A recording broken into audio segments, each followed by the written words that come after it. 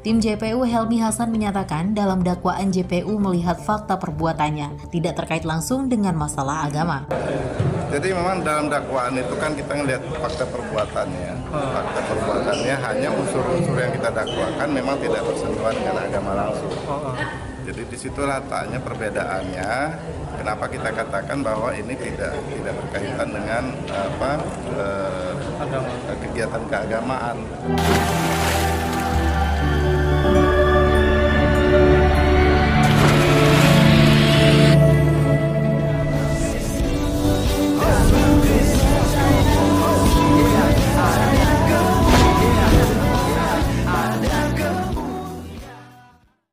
Salam Elechem Bisem Yeshua HaMashiach. Salam damai sejahtera di dalam nama Tuhan Yesus Kristus untuk kita semua.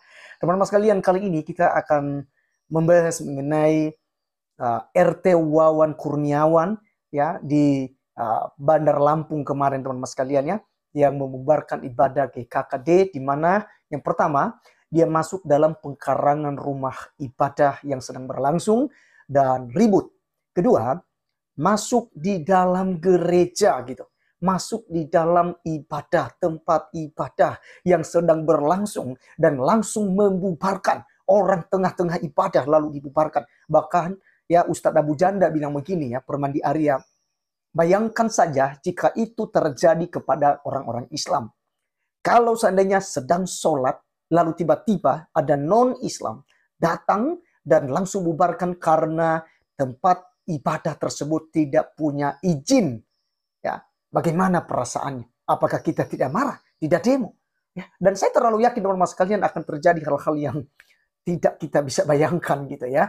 Nah, kali ini teman-teman sekalian kabar mengejutkan kepada kita bahwa JPU atau Jaksa Penuntut Umum ya, mengatakan bahwasanya RT Wawan Kurniawan ini tidak memenuhi syarat dalam hal penistaan agama ya, karena apa yang dilakukannya tidak berhubungan langsung dengan kegiatan keagamaan katanya. Nah, oleh karena itu teman-teman sekalian, langsung saja saya mengajak kita dulu untuk menyimak videonya berikut ini. Ketua RT yang diduga menghentikan ibadah gereja Kristen Kemah Daud GKKD Bandar Lampung menjalani sidang perdana di Pengadilan Negeri Tanjung Karang pada hari ini Selasa 23 Mei 2023. Dalam sidang perdana ini, tim Jaksa Penuntut Umum Kejari Bandar Lampung dipimpin langsung oleh Kepala Kejari Helmi Hasan. Sementara dari penasihat hukum Wawan Kurniawan ada 19 orang dan diketuai Abdullah Fadri Aulia.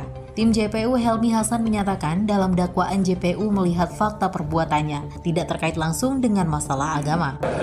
Jadi memang dalam dakwaan itu kan kita ngelihat fakta perbuatannya. Fakta perbuatannya hanya unsur-unsur yang kita dakwakan memang tidak bersentuhan dengan agama langsung. Jadi di situ letaknya perbedaannya. Kenapa kita katakan bahwa ini tidak berkaitan dengan kegiatan keagamaan.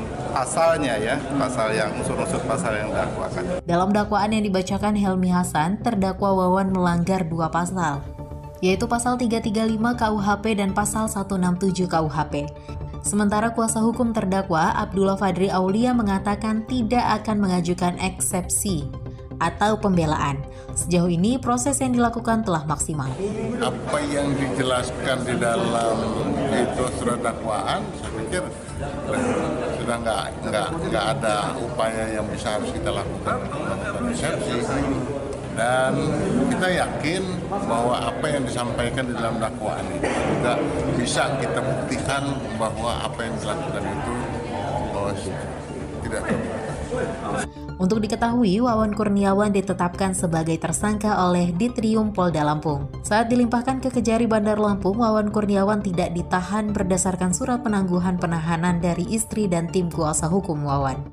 Ya, luar biasa sekali teman-teman sekalian bagaimana mereka yang mengadili gitu ya sebuah persoalan ya yang terang-terangan di mata dunia gitu ya. Bahkan untuk kita secara khusus di Republik Indonesia, ini kan berita udah menjadi berita nasional teman-teman sekalian, karena ada beberapa stasiun TV ya yang membahas hal ini, dan apalagi media sosial ya, seperti TikTok, kemudian di YouTube, Facebook, dan masih banyak lagi teman-teman sekalian media-media yang kemudian membahas tentang pelarangan ini, dan semua hampir rata-rata mengatakan bahwa ini sebuah penistaan agama. Karena apa? Karena dia masuk dalam pengkarangan rumah ibadah tanpa izin, teman-teman sekalian.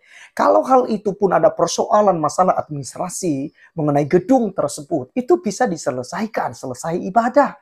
Bahkan kita melihat aksinya teman-teman sekalian, teman-teman bisa mencari kembali, bisa mereview kembali, bagaimana orang-orang gereja kemudian itu menghentikan Pak RT, tunggu Pak, biar selesai ibadah dulu, nanti kita selesaikan persoalan itu.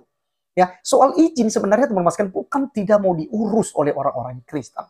Tapi seringkali teman-teman sekalian ini tidak didapatkan gitu loh izin. Kenapa? Karena memang selama ini mereka udah didoktrin bahwa jangan pernah memberikan rekomendasi kepada orang-orang kafir. Nanti Anda akan mendapatkan dosa jariah ya. Ya teman-teman sekalian, kalau nggak salah seperti Ustaz Abdul Somad mengajarkan bahwa ada dosa jariah yang terus mengalir ya. Setiap rumah ibadah itu digunakan, lalu dosanya itu lalu ditimpakan ke orang yang memberikan izin.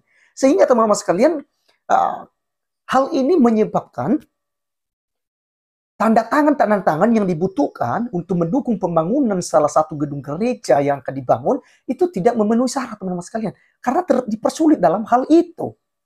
Ya. Nah, jadi teman-teman sekalian, kita kembali saja dengan apa yang disampaikan oleh Pak Abu Janda, bahwa bukan hanya gereja yang tidak punya izin, ya, yang selalu didapatkan dan diributkan ya.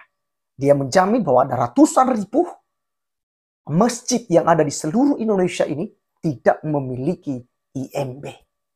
Ya, tapi orang Kristen tidak ribut-ribut tuh. Maka teman-teman sekalian, dengan kejadian seperti ini memang kita tidak bisa berbuat banyak hal. Kita hanya bisa berdoa supaya keadilan itu ditegakkan. Ya, para hakim teman-teman sekalian, jaksa penuntut umum pun, ya, adalah orang-orang sebenarnya yang dipakai oleh Tuhan untuk mengadili ya persoalan masalah ya seadil-adilnya, ya sesuai dengan fakta-fakta yang terjadi. Jadi kalau bicara masalah bukti, udah terlalu banyak bukti teman-teman sekalian di media sosial itu. Ya, katanya tidak ditemukan kasus ini langsung berhubungan dengan keagamaan. Waduh, coba bayangkan saja kalau misalnya saya secara pribadi langsung datang ke masjid, bubarkan orang sedang sujud ini, sedang sholat, lagi berhubungan dengan Tuhan gitu loh, lagi dalam keheningan gitu. Lalu tiba-tiba saya teriak-teriak tuh, bubar, tidak ada izin masjid ini, tidak ada izin rumah ibadah ini, bubar. Bayangkan, apakah itu bukan penistaan? Dan kalau kita melihat kasus-kasus sebelumnya, seperti kasus Ibu Meliana, dia bukan mengganggu toa, dia bukan mengganggu dalam masjid, dia hanya minta tolong supaya dikecilin sedikit volume azan. Atau juga dia masuk dalam bui 18 bulan. Ya, 18 bulan. Dan kalau kita melihat lagi teman-teman sekalian, ya, kasus-kasus daripada orang-orang Kristen yang dinilai menista agama Islam. Ada banyak hal yang sebenarnya tidak masuk kategori penistaan. Karena berbicara sesuai dengan dalil, berbicara juga ya seperti misalnya teman-teman sekalian ya, kita membela iman kita ya dan menyampaikannya gitu loh. Lalu kita yang disalahkan. Ya. Kita yang disalahkan. Maka saya berharap teman-teman sekalian kekristenan bersatu untuk kita berdoa, biarlah Tuhan sendiri yang menjadi hakim ya antara kita dan mereka. Ya.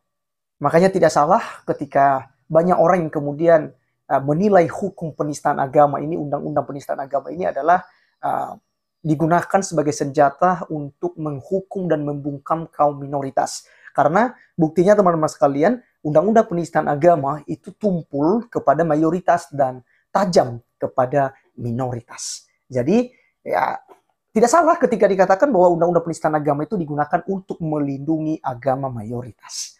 Ya, jadi hanya itu yang kita bisa komentari teman-teman sekalian. Silakan berkomentar ya dengan positif dan mari kita tetap berdoa meminta keadilan kepada Tuhan kita Yesus Kristus. Terima kasih, saya Arif Gule undur diri. Sampai ketemu di video berikutnya. Tuhan Yesus memberkati kita semua. Salam.